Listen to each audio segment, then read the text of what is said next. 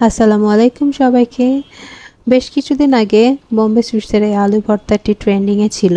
তো আজকে আমরা এই আলু ভর্তাটি ট্রাই করে দেখব এবং আপনাদেরকে রিভিউ দিব যে এটি আসলে খেতে কেমন। প্রথমত আমরা ব্যাগটি খুলে এর ভিতরে যা যা পেলাম তার ভিতরে ছিল ভাজা পেঁয়াজ, ভাজা মরিচ, শুকনো গুঁড়ো করা আলু এবং পানি মাপার জন্য একটি পরিমাপক ব্যাগ এবং একটি হ্যান্ড গ্লাভস, সাথে ছিল সরিষার তেল এবং সামান্য লবণ। প্রথমে আমরা গুঁড়ো করা আলুটি রেডি করে নেব। এর জন্য আমাদেরকে যে পরিমাপক ব্যাগটি দেওয়া আছে ওখানে 150 মিলি পানি দিয়ে আমরা আলুটিকে ভালোভাবে মিক্সড করে নিব। আলু মিক্সড করা হয়ে গেলে বাকি যেসব ইনগ্রিডিয়েন্টসগুলো আছে সেগুলো আমি এক এক করে ঢেলে নিব।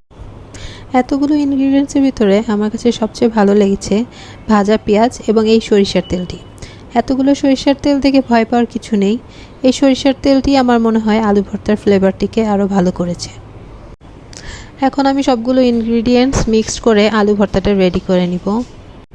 আলু ভর্তাটা রেডি করার পর আমাদের বাসায় প্রায় 10-12 জন ছিলাম আমরা সবাই অল্প অল্প করে আলু ভর্তাটা ট্রাই করেছি।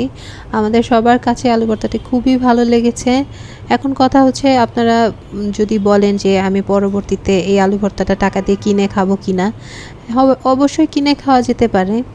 যদিও এটার প্রাইস 135 টাকা, তবে সময় বাঁচানোর জন্য এটি কেনা যেতেই পারে।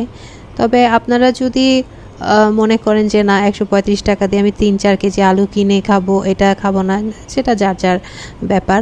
তবে হ্যাঁ, এটা টেস্ট খুবই ভালো ছিল, আমার কাছে খুবই ভালো লেগেছে এবং আমাদের বাসার সবার কাছে অনেক ভালো লেগেছে।